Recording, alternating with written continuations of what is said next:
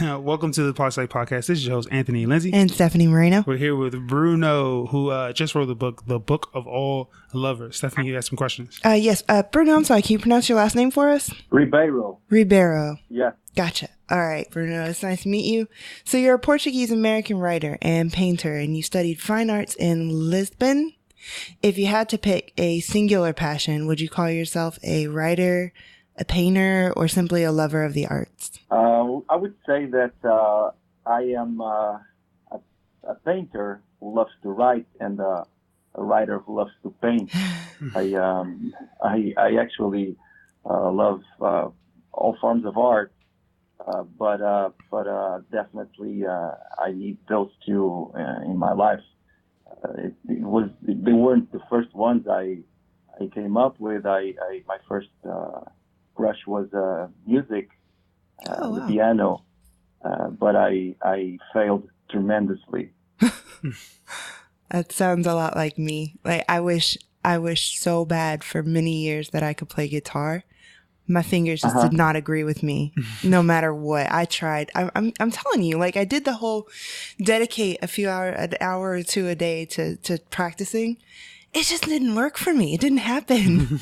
My brain and my heart and my hands never linked up. That's right. Yes, it's quite a commitment at such a tender age, like in my case. Oh yeah, 100%. So there's been research that suggests that people who are able to do the fine arts, the people who are more artistic, they may have a brain that is radically different than people who do more technical things like play the piano. So it makes sense that you would crush it at being an artist or being a poet. But when it comes to playing the piano, fingers just aren't going to get there. All right. So let's talk about your latest book, the Book of All Lovers. It's the first in a trilogy. What were your literary influences, and also what were some of the major themes that you touched on in the Book of All Lovers? Yes, it's the first of a trilogy. Yes, the characters are still some of them still not totally developed. There's this Evalucy, which is the female character in the book, going to appear in the second book. Way stronger than in this one. Yes, my literary influences were mostly the Cervantes and Dante, Boccaccio. When I was around the age of 12 or 13, I stumbled upon this Portuguese playwright, Gil Vicente, and he mostly wrote theater plays.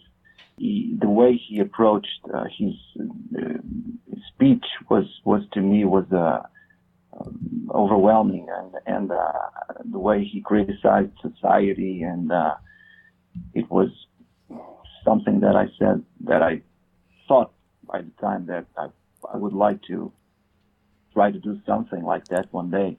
And of course, later on, the biggest Portuguese poet, Camões, who wrote this amazing book about the Portuguese discoveries, was also major influence on me. And I'm one of those who tries to at least, I wouldn't say walk, but crawl on his coat tails.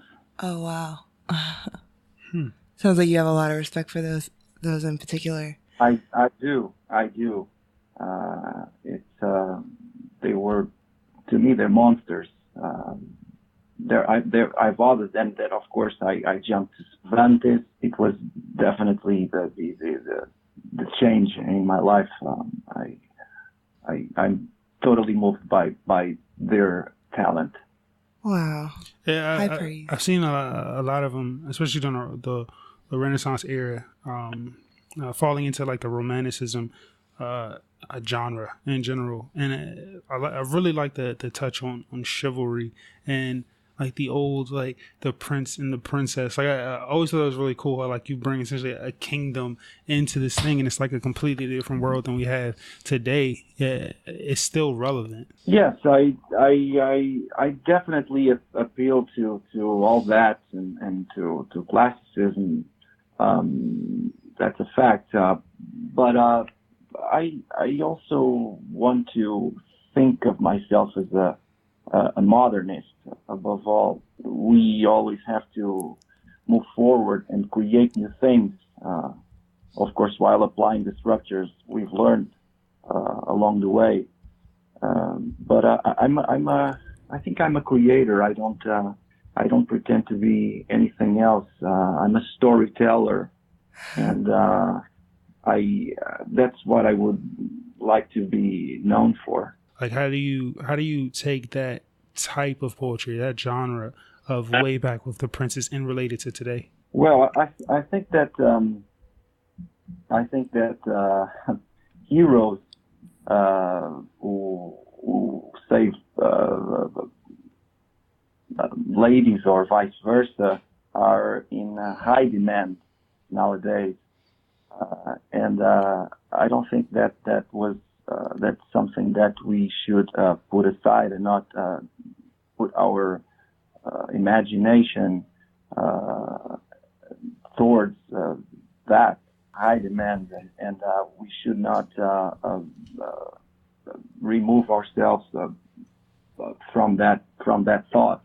I think that's something that we should always focus because it's dynamic. Also generates certain things that we need to move on, as love per se, which is one of the topics that I approach in the book, or at least I try to.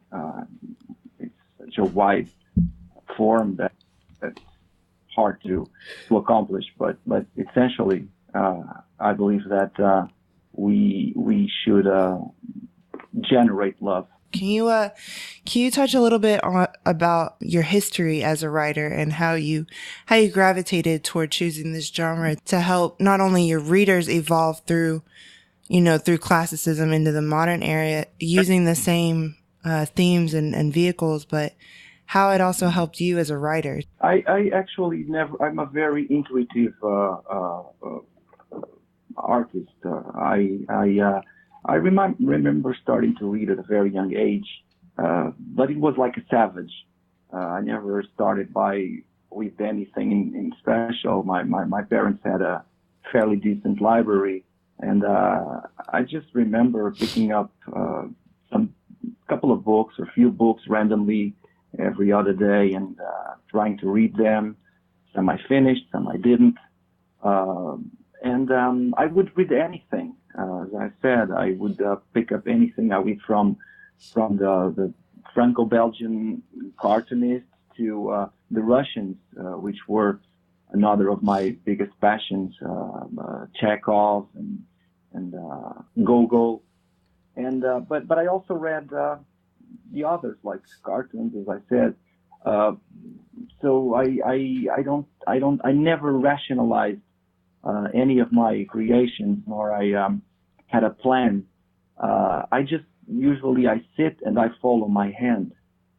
That was leading into my next question. Like what kind of process do you have? I know you seem to thrive when you're creating. You seem to thrive on just kind of going with what the vibe gives you. But how do you kind of make yourself get into that process? Sometimes, we can't always be in the mode for creating such like intricate stories and things like that. So when those times hit you, what do you do to get yourself into that mindset? Do you head to the local Starbucks and bang away at a tablet, or do you have a certain place that gets those creative juices flowing?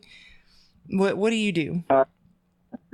Not really. I'm an introvert. I need quietness and silence.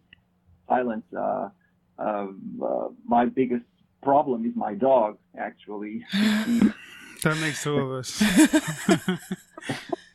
She's a hyper, and I cannot. I'm not going to say that I write when she allows me to do, because she's also well mannered. But no, I sit. I mostly sit. I sit. I sit at my desk, and I look at the computer and start to think. Of course, that I always have in mind something that I like to accomplish, the perfection. I always like to do that, but I have an image. I start, let's say, by an image, but I know that I would never be able to achieve that image, that perfection. That's the biggest struggle. That's the biggest part. But I remember once I read somewhere that Faulkner was once asked if he wrote every day or only when he was inspired, and his answer kind of helped me out, and I think it was very interesting. He said that I only write when I'm inspired, but I'm inspired every day. Oh, wow. I think that introversion maybe linked to more creativity. I could be totally wrong because I haven't looked at the research on it, but I would imagine that introverts in general are more likely to be in their own head, whereas like an extrovert will try to develop interpersonal relationships with other people and have a higher social capital. But an introvert is more likely to be at home reading or have a closed circle, and they're more inclined to just stay home and do something productive versus going out and building other relationships. So I think that fosters like not only the ability to think about something very specific for a long period of time, but to develop a skill that a lot of people wouldn't have the patience for, maybe. Yeah, exactly right. So if you're a musician, a poet, an artist, like, and you have a passion, a love for that craft, and you're willing to sit behind a computer or sit at your desk for 10, 12, 15 hours a day, I think something magical is going to happen. Something's going to come out of that. Because if you think about the classic soccer player or football player who is literally on the pitch, you see how I said pitch because soccer is pitch. I had no idea. Yeah, and soccer is called a pitch. Anyway, right. a soccer player will stay on the pitch for like all day, literally while the sun is up. He's on the pitch, and you know what happens is he eventually makes it to FIFA. Are you sure? Yeah. I don't know. Like I'd imagine that your introversion has led you to this book and to your craft. Yes, definitely. I think so, and I like to think. So, and that was very, very kind of you to say that. Usually they come up with something interesting. I hope so. Also, one of the things that helps me, I'm not trying to run away from the topic about being an introvert, but one of the things where I mostly exercise my, or at least I'm not that alone, is when I paint. To me, painting is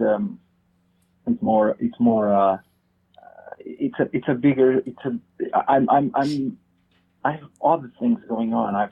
I'm with other people per se, other objects. I have the canvas, I have the brush, I have the paint, and probably that kind of levels me in a way where when I sit, then it's just me and a screen, and I don't see the keyboard as the same instrument for creation as I see a brush per se or paint. So probably I'm able to do this because I practice this thing about like not being an introvert. I practice with my canvas, and she allows me to be among other. I'm gonna, of course, say people in a figurative speech, but I never thought about it, and it's an interesting thing what you've asked me, and I think that helps me in one way. That's fascinating. So I'm also an introvert, and I look at the world fairly similarly, where I'm not alone. Like I'm not lonely because I'm in my room playing video games, or I'm behind a screen working on a PowerPoint. Like I'm not alone. Like I'm with my game. Like it's me and my game right now. This is our time. Yeah. Right, right. Yes, I think that writing is more a fight with yourself, while with me, painting is more of a fight with the world. Have you ever experienced writer's block like to the extent that you may never write another word again, not because you don't want to, but just because something's happening and you can't get a word onto the page? Not really. I sometimes I have things to say, sometimes I just don't have things to say. I think it's simpler than that, and sometimes artists call them other names. I prefer to just look at it as I have nothing to say today, and I just accept that. That sounds like a really almost like a Zen way of looking at it. I think maybe some people, they end up with writer's block and it might compile because they're stressed about not being able to write. It's like, I have to write something and I have to do it now. Right. That's a very interesting point. I think that also might happen to some, but fortunately for myself, my deadlines are I impose them to myself. Oh, okay. And yes, and later on, with some help, I've been able to not being that tough on myself. So I have to, I guess at a certain point, for our to help myself and people in general, we have to let it go, and I think that type of pressure that artist or any other person who has a job puts on his on the thing he's doing it's one of the things that doesn't help much. But as I said, I'm fortunate enough to say, okay, this is happening, so I'm going to move on and do other things, and just wait. It will ultimately come. That's very like content. It seems like the healthiest way to handle it. I mean, sometimes you just don't have anything. You got to wait a minute. Yeah, that's right. I totally agree. Sometimes we have nothing to say. So I've had, not to take the athletic analogy too far, but I've also heard something similarly Zen coming from basketball players, where they'll shoot and they'll miss, and they'll shoot and they'll miss, right. And they'll shoot and they'll miss again and again and again. And for some basketball players, you have what's called a shooter. Like he is the shooter for the team. So he'll miss and he'll miss and he'll miss and he'll miss and he'll miss. And I heard something from Ray Allen. God bless you. I heard something from Ray Allen a long time ago that really stuck with me. And he said, listen, guys, I'm either going to shoot us in the game or I'm going to shoot us out of the game. Like, but I'm going to keep shooting. Like, and he's the greatest 3-point shooter of all time. And it's like, hey, I had a point where I missed 7 3-pointers in a row. I'm going to still take the 8th one. Yeah. What can you do? Are you going to quit? I mean, if that's the thing that you love, right? No, never. And everything is about practicing. If you commit to something, if I didn't commit myself to writing, it would be fairly easy for me to just run away and do other things. And yeah, at the end, I think that it's all a matter of practice. If we practice long enough, and if we fight our demons and ghosts and take advantage of the good things that we have, we'll eventually score some more points to the team, or in this case to ourselves. Yeah, that's amazing. So Bruno, where can people find your work? Where can we get your books? Target is around the first week of December.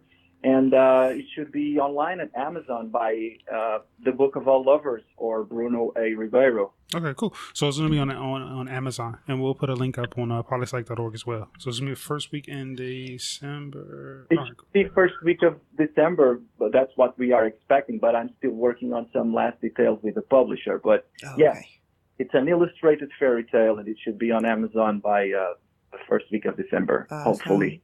Sounds great. I'm looking forward to it. All right, perfect. Book of All Lovers on Amazon. It's an animated tale. So yeah, we didn't touch on the fact that it's in verse form. Oh, it's a narrative story. It goes like very Shakespeare-esque. It's in a story form, but it's in verse. Yeah, it's Shakespeare. Very Shakespeare, but not written in the Shakespeare. Like I can't approach this